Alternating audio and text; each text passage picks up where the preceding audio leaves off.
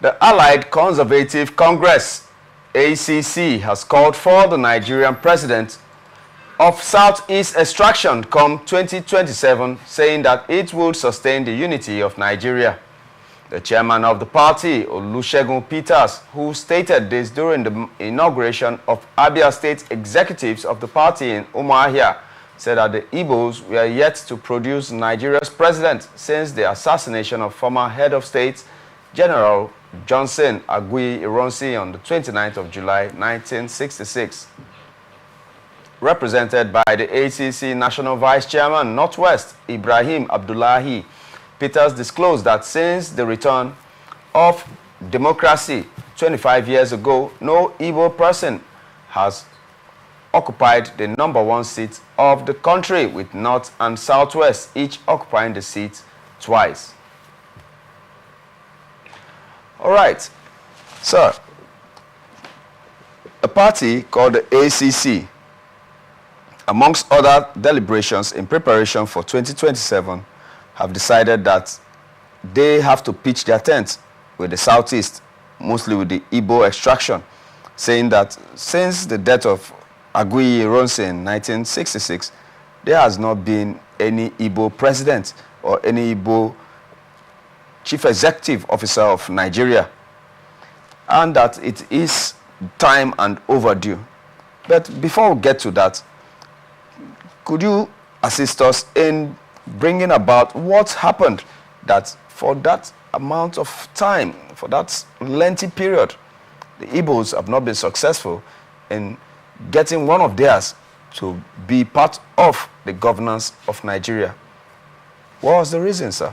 Thank you. I think one of the major challenges the Southeasterners had is lack of unity. In Nigeria, we know that we negotiate. When it comes to the position of presidency, we negotiate it. And this can only be done through the instrumentality of unity. Provided they are united, it will be very, very difficult. If they are speaking different voices and they are not aligned to one vision, it will be practically impossible for us to have an Igbo president.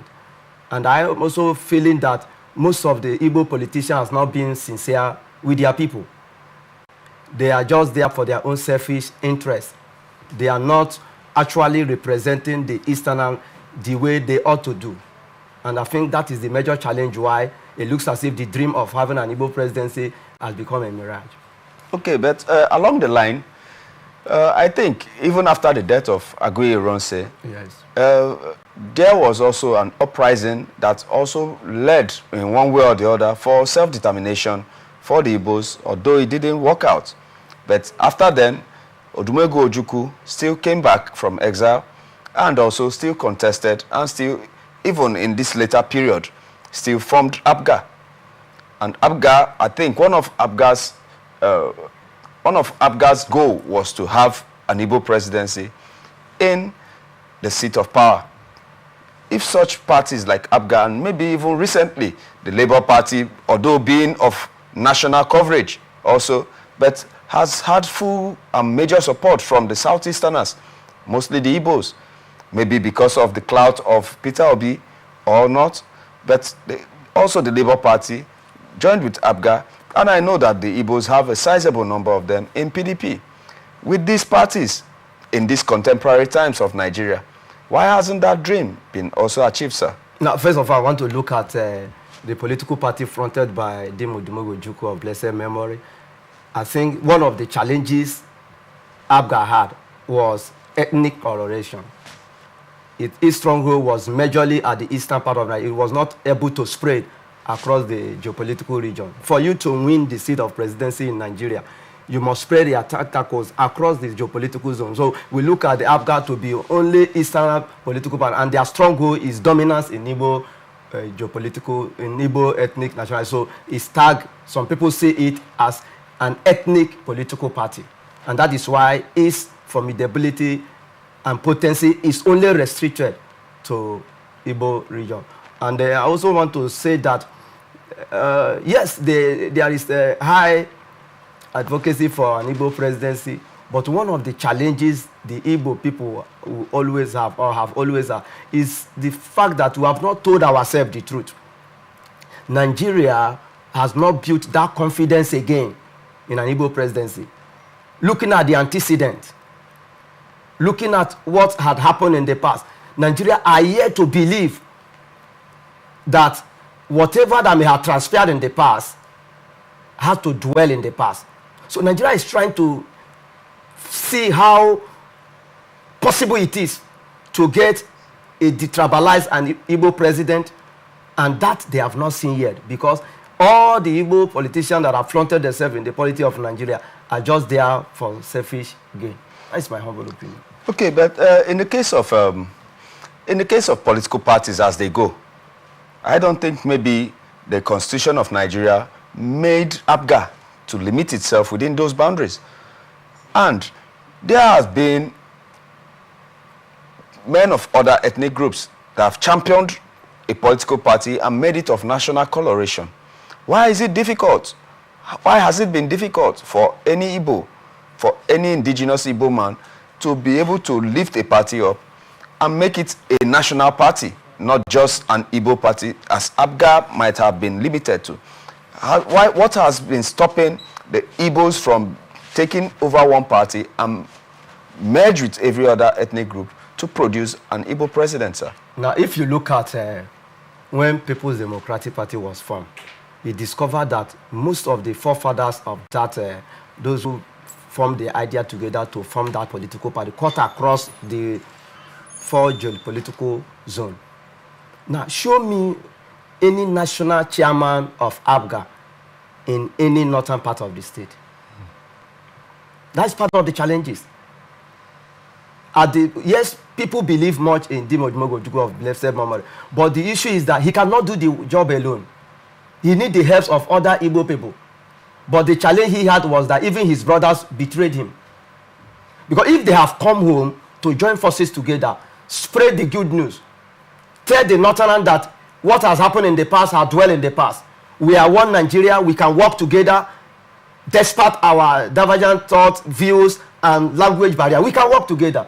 Then the idea of seeing APGA as an ethnic political party will be destroyed completely from Israel. So that was part of the challenges. It was unable to set the party before that geopolitical zone. And that is why the party's potency is only limited within the eastern geopolitical zone.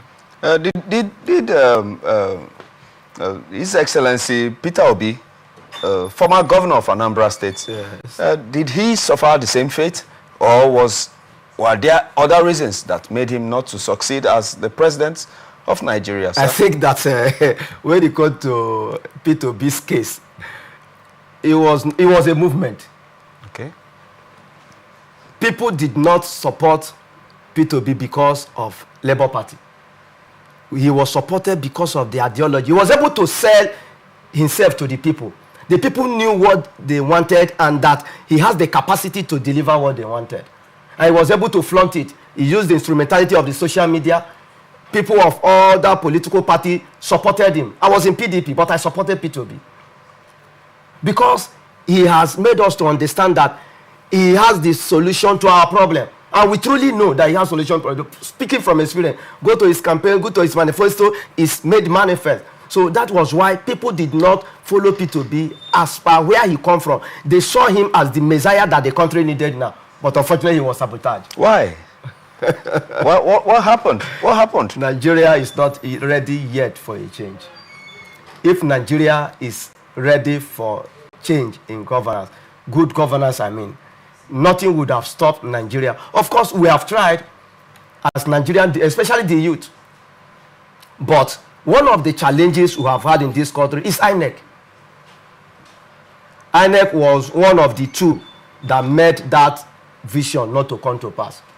Because you will not tell me a man who everywhere he go, he garner support. It was very obvious that he was the man of the people. And this actually intimidated all his political opponents. So the only thing they did was to wait him at the pool. And they thwarted our choice and gave us what they like. And that is where we are today. Okay, sir. Being that moving forward, we still have to proffer solutions in one way or the other. Do you have a word or two for us that this is what we ought to do to realize an Igbo president come 2027? One, what we need to do to realize the dream of having an Igbo presidency is very simple. Let all the political parties zone the seat of presidency to the southeast. All the political parties. The moment that is done, then let them go home and arrange themselves and float a candidate. Would that be possible? It's very possible. For all Igbos to flaunt a candidate? It's very possible. This can be done during the primary election. Of course, we know that there are mushroom political parties. They may not go near. So we look at the key political parties. Then see how the flag bearers can come together and say, okay, this is what we want. This man can do it. And they agree. If you are going to do it, you will have my support. So this is, they can enter into a memorandum of understanding behind the scene. If this happens, this is what is going to happen. And if that happens, it will be very easy for us to realize an Igbo presidency. Being that definitely the incumbent president of Nigeria is on his first tenure, he is permitted by the constitution to go for the second tenure. And he is of the APC. And you have stalwarts like Ayim Pius Ayim. You have stalwarts like Ojo Okalo. You have stalwarts like Benjamin Kalu of that caliber, and so forth and so forth. How possible do you think that, including the APC, will zone their tickets to the southeast, sir? Now, it has become a tradition in this country that the moment any political office holder is elected into office, whether he's doing well or badly, his second tenure is guaranteed. If it is in a country where things are supposed to be done the way it's supposed to be done, I don't think that the present president deserves a second tenure. I do not think. So if that happens, then because the presidency has been zoned to the south, we can come back home and say to douse down the agitation in the southeast, because that is the only way. Remember, it happened in Rivers State when the Ogonis were agitating. Yes, they were not actually given the slot of the governor, but they were drawn to the corridor of power. Ogonima, was brought. He was into people like P. Dawson. He was SSD to the government, so he became part of the governance, and that was how the agitation doused down. The only thing they can do now is, which I think the present political parties that are in charge of governance, in that, especially control the government at the center, is not willing to do. They are ready to still give back to the former person who is the person who is there to complete his 8 term. And if that happens, the dream of an Eastern man becoming a presidency will not be realized, because it will move to another region. The Northerners are already preparing. So that is the challenge. If we can come, people like Pius Ayim will not be ready. Nobody will agree that you remove sweet from his mouth. They are already benefiting from the government. Whether the government is favoring the Eastern or not, they have brought them in, and it is politics of stomach infrastructure they are playing. They are just there for personal aggrandizement. So there's no way they would have, agreed and said, okay, let's come home. Please let our people be given it, so to douse down the tension in the East. That is the only way this agitation will end. All right.